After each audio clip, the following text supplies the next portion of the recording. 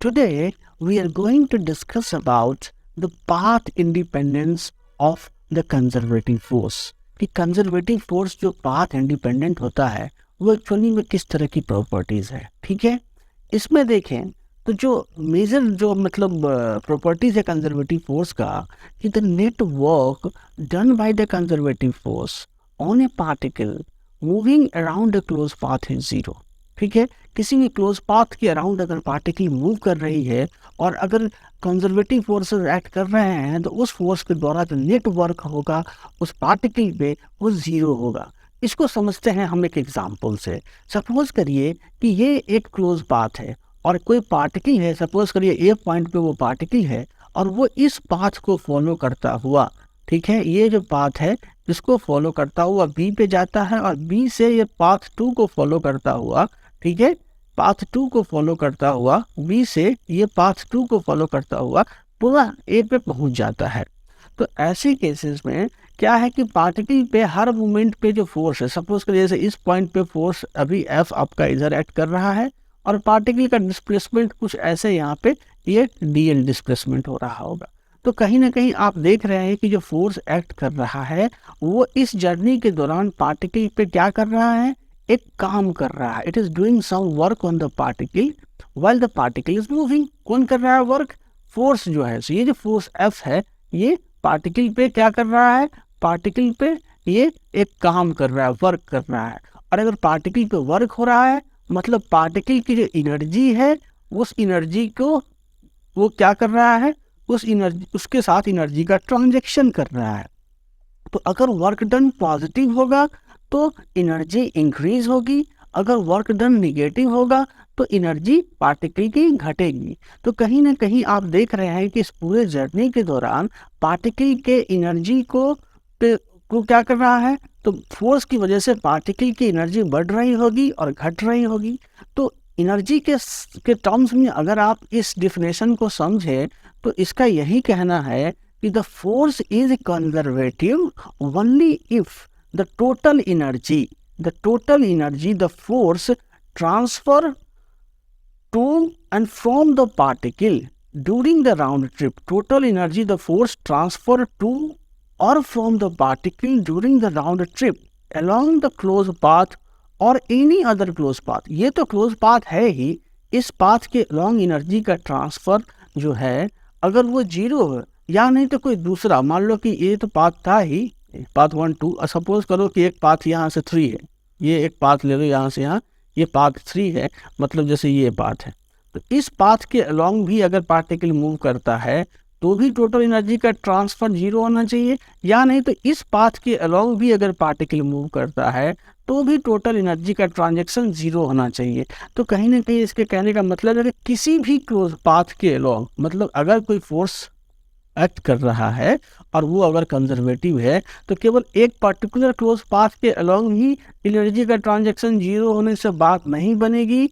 The conservative force तभी मतलब वो फोर्स तभी कंजर्वेटिव माने जाएंगे अगर जो एनर्जी का ट्रांजैक्शन है टू और from the particle during the round trip along this close path और एनी अदर क्लोज पाथ, ठीक है, जो एग्जिस्ट कर सकता है उसके अलोंग जो एनर्जी का ट्रांजैक्शन हो वो जीरो होना चाहिए.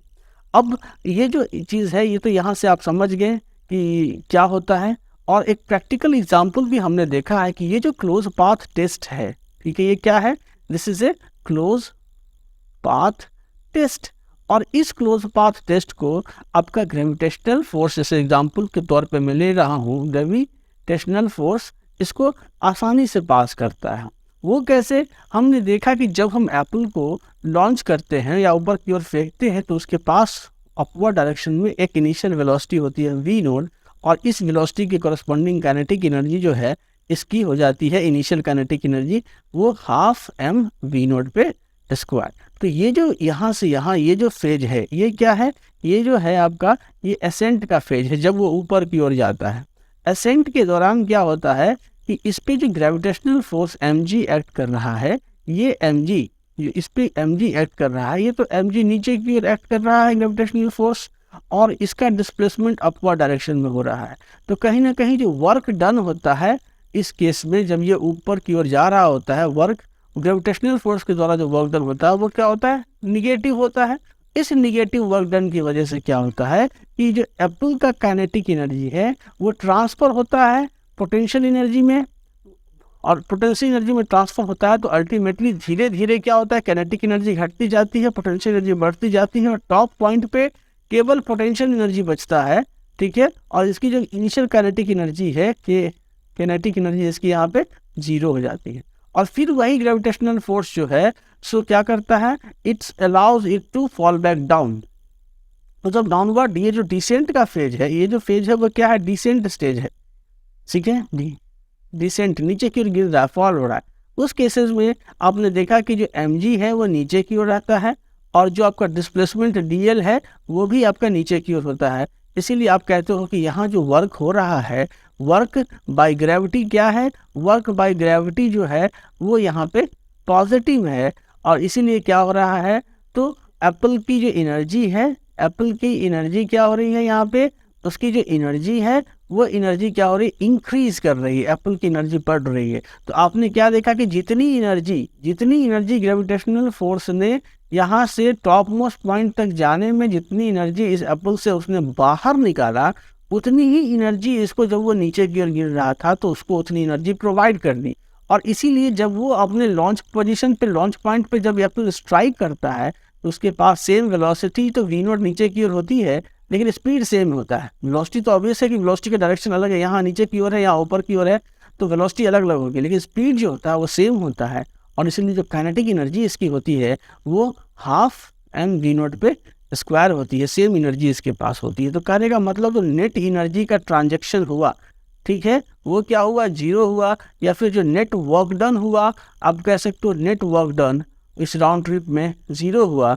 इसीलिए आप कहते हो कि gravitational force passes the closed path test and that's why it is the conservative force। इसी तरह से स्प्रिंग फोर्स में भी ये प्रॉपर्टीज है, वो भी ये क्लोज पाथ टेस्ट को पास कर लेता है, तो वो भी एक कंजर्वेटिव फोर्स बना जाता है।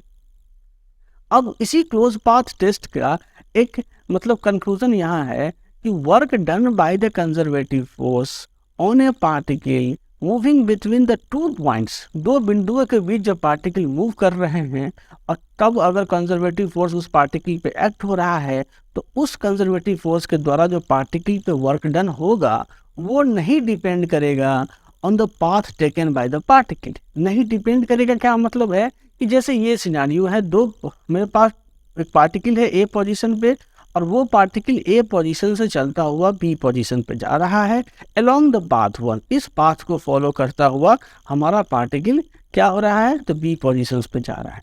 तो इस पाथ को जब फॉलो कर रहा है और कंजर्वेटिव फोर्स सपोज करो कि एफ किसी पर्टिकुलर पॉइंट पे है, ऐसे लग रहा है, तो कंजर्वेटिव फोर्स जो इस पूरे जर्नी के दौरान उस पार्टिकल पे क्या कर रहा है, वर्क डन कर रहा है। तो work done by the conservative force while moving from the point A to B along the path 1, इसमें ये वर्क डन हुआ, ठीक है।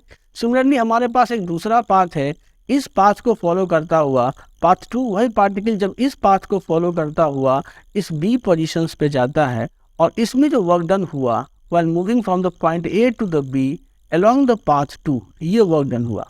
तो अगर ये फोर्स कंजर्वेटिव है, अगर ये F जो फोर्स है जो वर्क डन कर रहा है पार्टिकल पे, वो अगर कंजर्वेटिव फोर्स है, तो आप लिख सकते हो कि work done on the particle by the conservative force while moving from A to B along the path 1, ये बात ये है, is equal to work done on the particle, ठीक है, by the conservative force while moving from A to B along the path 2, ये बराबर होंगे।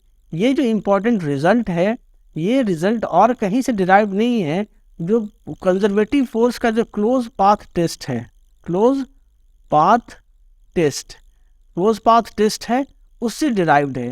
तो ये क्लोज पाथ टेस्ट का ही बाई प्रोडक्ट है। क्लोज पाथ टेस्ट क्या कहता है कि जो नेट वर्क डन होगा, अगर इसमें क्लोज पाथ टेस्ट की अगर बात करें कि पार्टिकल यहाँ ए से बी पे गया और रिटर्न होकर के ए से बी पे गया और रिटर्न होकर के, सपोज करिए पार्टिकल जो है क्या हुआ, पार्टिकल रिटर्न होकर के जो ये पार्टिकल है आपका, ये इस पाथ से मान लो रिटर्न हुआ, तो रिटर्न होकर के मान लो कि इस पाथ से फॉलो करता हुआ अगर पहुंच जाता है, तो क्लोज पाथ टेस्ट क्या कहता है? क्लोज पाथ टेस्ट कहता है कि work done while moving from A to B along the path 1 plus work done by the force while moving from B to A along the path 2 and this is equal to 0। यही है आपका close path test. ठीक है, close path test क्या है? यही है, conservative force के द्वारा जो काम हुआ, जब आप इस पाथ से गए और इस पाथ से लौट के आ गए तो वो ज़ीरो होता है। इस रिजल्ट से ही ये रिजल्ट डिराइव्ड है कि जब आप इस पाथ के अलॉन्ग जाएं या इस पाथ के अलॉन्ग जाएं तो work done by the conservative force same ही होगा। तो ये कैसे डिराइव्ड है, अगर आपको ये जानना है, इसमें इंटरेस्ट है, तो सपोज करिए कि आपके पास ये क्लोज पाथ है और पार्टिकल जो है तो इस पाथ को फॉलो करता हुआ ऐसे गया और ऐसे इस पाथ को लौट आता है। ठीक है, तो हम ये लिख सकते हैं आसानी से कि work done on the particle while moving from A to B along the path 1 plus work done on the particle while moving from B to A। B मतलब ये B से A में आने में, while moving along the path 2, इस path के along B से A में आने में, and this is equal to 0। this is a close path test।